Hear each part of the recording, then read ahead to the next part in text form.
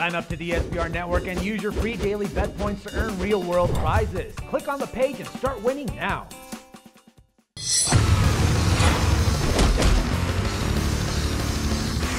Hi, welcome to SBR Forum Videos. I'm Peter Loshak. We are previewing the main card of UFC 173 right now with Nick Kalikas.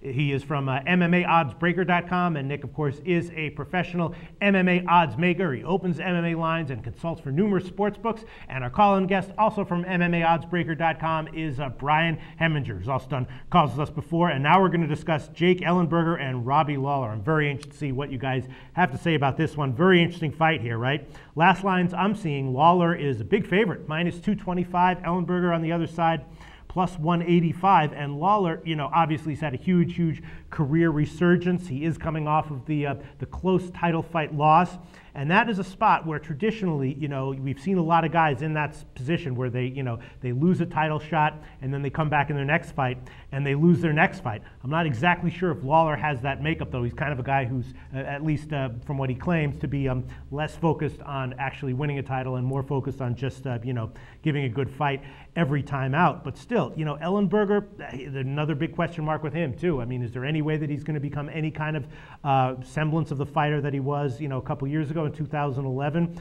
If so, then you have to think that plus 185 is a great line on him, even if Lawler is, in the top form of his career. Brian Heminger, what do you think? You think that Lawler has a letdown here?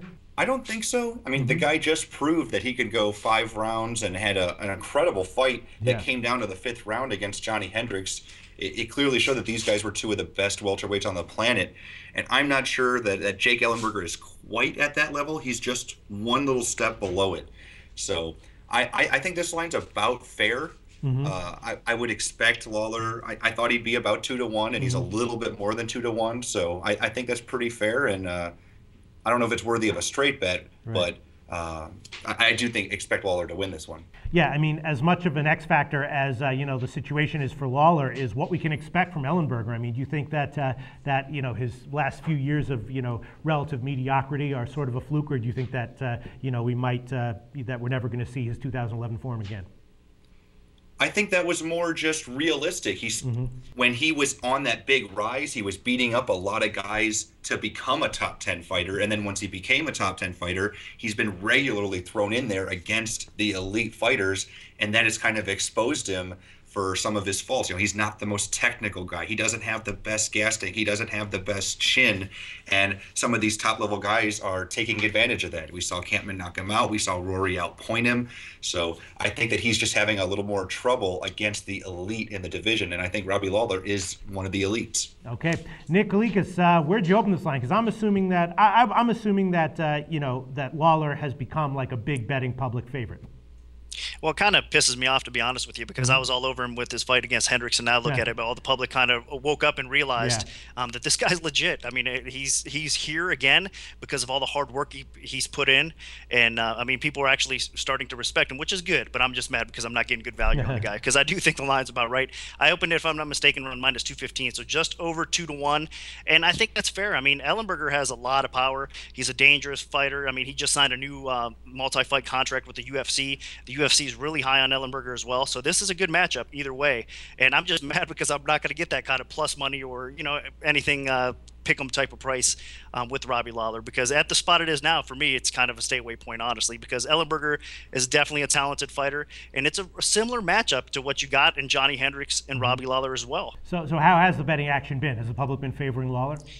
Overall, especially early on, but now we're starting to see some action back on Ellenberger. So at around right now, the time of this recording or whatever, it's pretty even at the sports books for the moment, but it's probably going to stay that way. Maybe a little bit more action coming in on Lawler, again, with parlays or whatnot too. So we'll probably be needing Ellenberger to come through in this spot. All right, Nick, you're one of these, anything can happen type guys who's always leaning away from betting on the big favorites and towards betting on big underdogs. So with as talented as Ellenberger, legitimately is, I'm a little bit surprised that you're not thinking that Ellenberger might be a good bet here.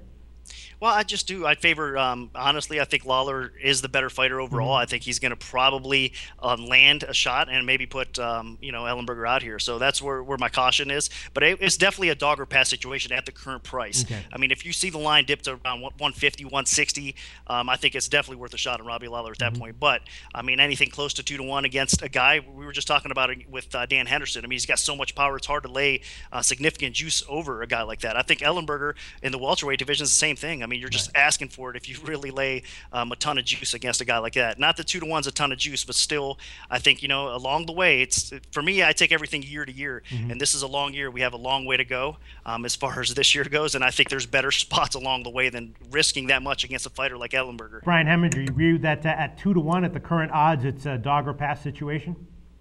Oh, I definitely don't think dog or pass. I mean, I do expect Lawler to win. I'm a little more confident than Nick. But I wouldn't bet him straight, obviously. I would maybe toss him in a parlay at minus 225. That's not bad. You find somebody with a similar value, you can at least get even money on it. All right, so if you had to make a pick here, you can pick the total, a side, or a prop. What would you do here, Brian Heminger?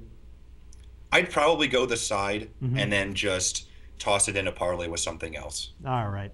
I'm going to go with Ellenberger, plus 185. Hey, if you lose, it's a big dog loss. But I just feel like those odds are a little bit too high. All right, thanks so much, guys. Great preview, as always.